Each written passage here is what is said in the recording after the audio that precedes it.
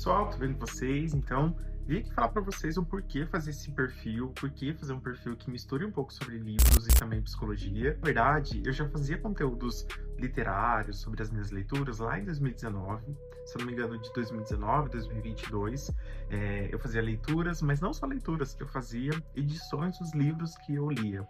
Então, se eu gostava muito do livro, eu ia pro Photoshop, fotografava a capa do livro, fazia uma montagem em cima. Então, foi uma época muito legal, assim, eu lia vorazmente.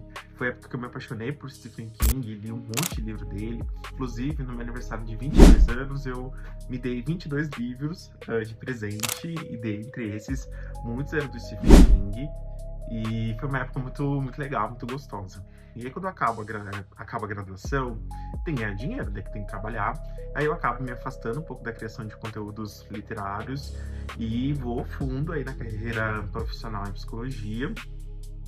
Nesse meio tempo, vou para o mestrado, e aí no mestrado, a leitura, né, a carga de leitura acadêmica é muito grande, e aí eu acabo me afastando muito aí das leituras de ficção.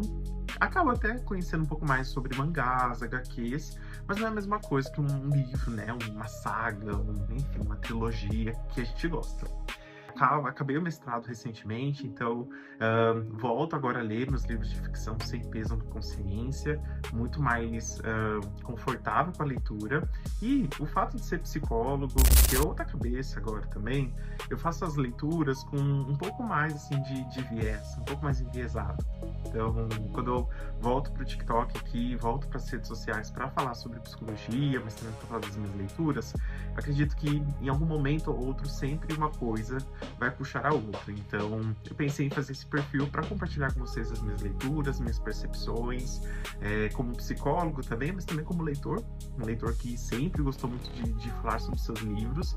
E a ideia aqui é construir comunidade. Não sei vocês, mas conforme a gente vai ficando adulto, esse senso de pertencimento, de grupos que falam, têm aí interesses muito parecidos, me dá a sensação de ser cada vez mais difícil de encontrar.